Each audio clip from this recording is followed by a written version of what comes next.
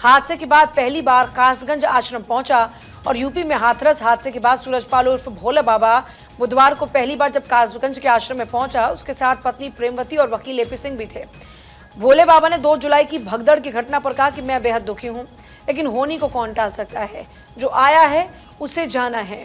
तो देखिए, आपको याद होगा हाथरस हादसे में लोगों की जान गई और आपने देखा कि किस तरह से दर्दनाक मौत लोगों को मिली।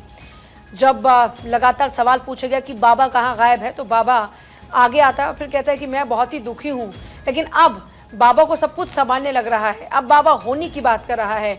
बाबा कह रहा है कि होनी को कौन टाल सकता है, जो आया है वो जाएगा जरूर।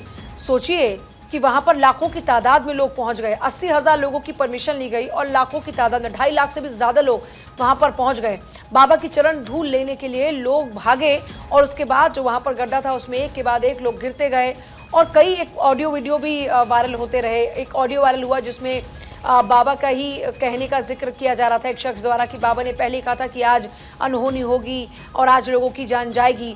हालांकि भारत 24 ऐसे किसी भी ऑडियो वीडियो की पुष्टि नहीं करता, लेकिन इस तरह के ऑडियोज लगातार वायरल हुए। फिर आपने वीडियोस में देखा किस तरीके से वहां पर सबसे बड़ी बात सबूत मिटाने की कोशिशें की गई, जिस पर फटकार भी लगी कि आप वहां पर लोगों को बचाने की बजाय क्यों सबूत मिटाने में लगे थे, क्यों उन लोगों का सामान वहां से फेंकने में लगे थे। दूसरा बड़ा सवाल ये उठा कि जिन बाबा ने अपने वॉलंटियर्स के आधार पर इतने बड़े आयोजन के लिए परमिशन ली थी, फिर वो वॉलंटियर्स तब कहाँ गए थे, उनकी पूरी सिक्योरिटी तब कहाँ गई थी जब लोगों की जान जा रही थी।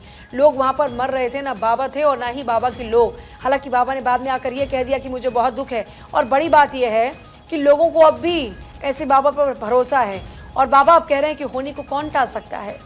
हम 2 जुलाई की घटना के बाद से अवसाद से ग्रसित हैं, लेकिन होनी को कौन टाल सकता है।